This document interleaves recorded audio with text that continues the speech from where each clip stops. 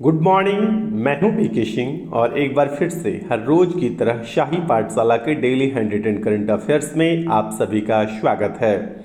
इस सेशन में मैं आपके लिए महत्वपूर्ण वन लाइनर करंट अफेयर्स पर चर्चा करता हूं, जो सभी राज्यों के स्टेट पीसीएस एवं अन्य सभी प्रतियोगिता परीक्षाओं के लिए उपयोगी है। हम आभारी हैं कि आपका ढेर सारा प्यार हमें मिलता रहा है। तो आइए देर न करते हुए शुरू करते हैं। आज है 10 अप्रैल और पेज संख्या है 96 पेज संख्या आज है, यानी आज 8वां पेज आपका पूरा हो जा रहा है। 8 पेज के पीडीएफ का लिंक मैं नीचे डिस्क्रिप्शन में दे दूंगा, आप वहां जाकर के डाउनलोड कर लेंगे। आइए शुरू करते हैं। पहला है बोया तकनीक जो हाल ही में सुर्खियों में है, किससे संबंधित है? तो बोया तकनीक जो हाल ही में सुर्खियों में है, ये किससे संबंधित है? तो वन्य जीवों को एक जगह से दूसरे जगह ट्रांसलोकेशन से, यानी एक जगह से इसको स्थानांतरित करके दूसरे जगह स्थानांतरित करने को क्या बोलते हैं? बोमा तकनीक। याद रखिएगा कि बोमा तकनीक जो है हाल ही में सुर्खियों में है। तो ये क्या है? वन्य जीवों के स्थानांतरण से या ट्रांसलोकेशन से। दूसरा प्रश्न है राज्य का इकलौता जीनोम सीक्वेंसिंग लैब का शुभारंभ जो है ये कहाँ किया गया है? तो राज्य का इकलौता जीनोम सीक्वेंसिंग लैब का शुभारंभ जो है यह पटना में किया गया है। और पटना में भी कहाँ पर किया गया है? तो IGIMS पटना में किया गया है। ठीक है, तो राज्य कहने का मतलब ये बिहार राज्य से है और बिहार राज्य से रिलेटेड यह प्रश्न था। और इस दृष्टिकोण से कि बीपीएससी सामने एग्जाम है, आपका दरोगा मेंस का एग्जाम है। यदि मेंस में एक करंट अफेयर्स पूछा जाता है तो इस टाइप के प्रश्न आपके लिए महत्वपूर्ण हो जाएंगे। तो इकलौता जीनोम सीक्वेंसिंग लैब बिहार के किस जिला में खोला गया है? तो पटना जिला में खोला गया है, IGIMS पटना में। अब आइए तीसरा प्रश्न है सोलू कॉरिडोर ट्रांसमिशन लाइन का उद्घाटन भारत ने किस देश के साथ किया है? तो सोलू कॉरिडोर ट्रांसमिशन लाइन का उद्घाटन भारत ने जो है वह नेपाल के साथ किया है। मैं यहाँ जानकारी दे दूं कि हाल ही में 200 करोड़ रुपयों की लागत से भारतीय ऋण सहायता से निर्मित 900 किलोमीटर लंबी 132 किलो वोल्ट जो है सोलू कॉरिडोर ट्रांसमिशन लाइन का उद्घाटन भारत ने नेपाल के साथ किया है। हाल ही में नेपाल के प्रधानमंत्री भारत की यात्रा पर आए थे और नेपाल 105वां राष्ट्र बना जिसने इंटरनेशनल सोलर अलायंस के फ्रेमवर्क एग्रीमेंट पर हस्ताक्षर किए हैं।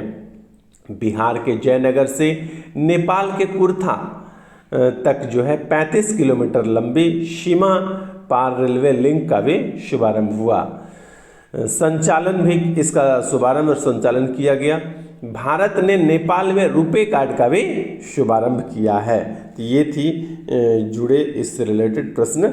मैं यहाँ पर फिर से एक बार बता दूं कि सोलू कॉरिडोर ट्रांसमिशन लाइन का जो उद्घाटन है वह भारत ने नेपाल के साथ किया है। अगला चौथा प्रश्न है हाल ही में अमेरिकी सीनेट ने सुप्रीम कोर्ट के न्यायाधीश के रूप में किसके नाम की घोषणा की है? तो हाल ही में अमेरिकी सीनेट ने वहाँ के सुप्रीम कोर्ट में पहली अश्वेत महिला, ठीक ना, यहाँ पर याद रखिएगा, ये पहली अश्वेत महिला जज के रूप में केंताजी ब्राउन जैक्सन को जो है नामित किया है। यहाँ पर प्रश्न में कुछ वर्ड छूट गया है, ये होना चाहिए कि हाल ही में अमेरिकी सीनेट ने वहाँ की सुप्रीम कोर्ट के न्यायाधीश के रूप में किस प्रथम अश्वेत महिला को जो है कि जज बनाने का घोषणा किया है? तो यह है केतांजी ब्राउन जैक्सन को। ठीक है, अगला 5वां प्रश्न है कि हाल ही में सार्वजनिक वितरण प्रणाली यानी पीडीएस स्कूली बच्चों तथा आंगनबाड़ी लाभार्थियों के लिए पोषण योजनाओं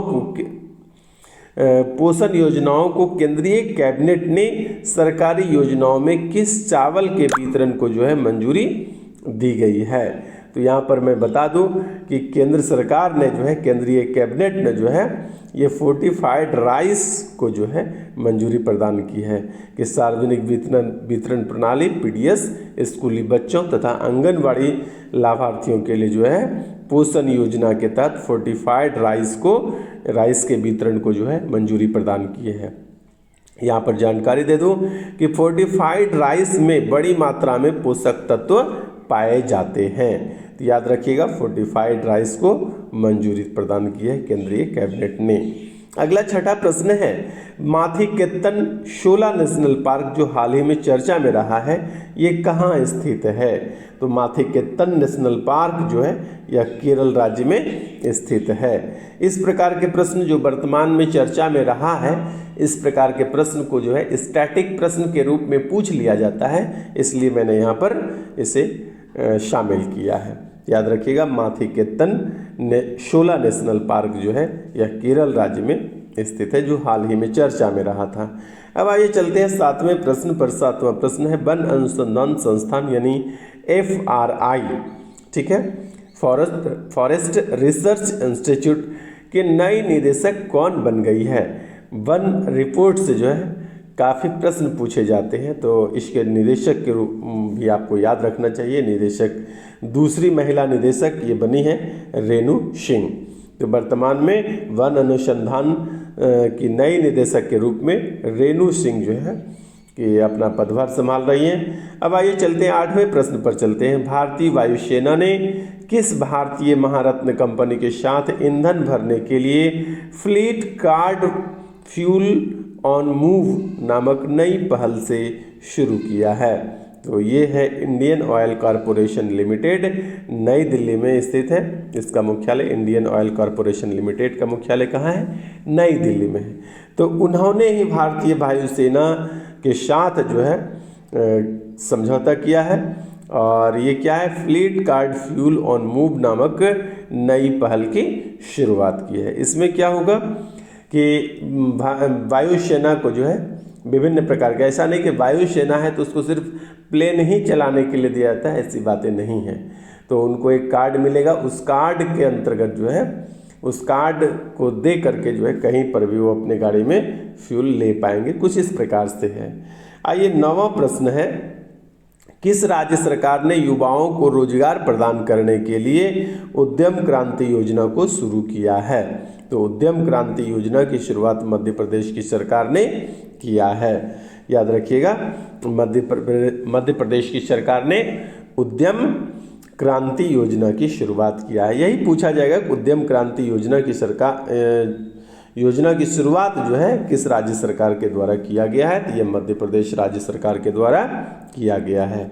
10वां प्रश्न है, और आज के लिए यह अंतिम प्रश्न भी है करंट अफेयर्स का, वो है, अमेरिका ने संयुक्त राष्ट्र मानव अधिकार परिषद से किस देश को जो है बाहर कर दिया है? तो आप जान रहे हैं कि रूस और यूक्रेन के बीच पिछले 1.5 महीने से भी अधिक हो गया वार चल रहा है, और इस लड़ाई के मद्देनज़र जो है लगातार अमेरिका के द्वारा रूस पर प्रतिबंध लगाए जा रहे हैं। वर्तमान में क्या हुआ पिछले दिनों कि अमेरिका ने संयुक्त राष्ट्र मानवाधिकार परिषद से भी, UNHRC से भी रूस को बाहर कर दिया है। तो ये भी प्रश्न आपके लिए इम्पोर्टेंट होता है, ध्यान में रखिएगा। अब चलिए आते हैं आज के इतिहास पर। आज का जो इतिहास है वह बहुत ही महत्वपूर्ण है, और यदि आप बिहार के स्टूडेंट हैं तो आपके लिए और भी ज़्यादा महत्वपूर्ण है। तो आइए जानते हैं आज के इतिहास को। आज है आपका 10 अप्रैल, APRIL। तो 10 अप्रैल का क्या इतिहास है? आज ही के दिन यानी 10 अप्रैल को 1917 ईस्वी में महात्मा गांधी ने चंपारण सत्याग्रह की शुरुआत की थी। जैसा आपको जानकारी है, मालूम है पहले से, कि गांधी जी ने अपने सत्याग्रह का प्रथम प्रयोग जो है वह दक्षिण अफ्रीका में किया था, और भारत में यदि कहीं पर प्रथम प्रयोग किया था तो वह चंपारण सत्याग्रह के रूप में ही किया था। कब किया था? इसकी शुरुआत हुई थी 10 अप्रैल 1917 से। आइए दूसरा इतिहास जानते हैं। 1875 ईस्वी में आज ही के दिन यानी 10 अप्रैल को, APRIL, 10 अप्रैल 1875 में स्वामी दयानंद सरस्वती ने आर्य समाज की स्थापना की थी। तो यह प्रश्न बहुत बार पूछा जा चुका है कि आर्य समाज के संस्थापक कौन थे या आर्य समाज की स्थापना किसने की थी। तो यहाँ पर आपको पता चल रहा है कि दयानंद सरस्वती ने आर्य समाज की स्थापना की थी। यह भी पूछा जाता है कि महात्मा गांधी ने अपना प्रथम सत्याग्रह जो है कि भारत में कहाँ से प्रारंभ किया। तो चंपारण, बिहार का एक जिला है चंपारण से। यह भी पूछा जा चुका है कई बार कि चंपारण सत्याग्रह कब हुआ था। तो वर्ष 1917 में आयोजित हुआ था। तो विभिन्न प्रकार के प्रश्न यहाँ से पूछे जाते हैं, सभी बिंदुओं पर आप ध्यान देंगे। बने रहिए शाही पाठशाला के साथ। आज के लिए इतना ही, धन्यवाद।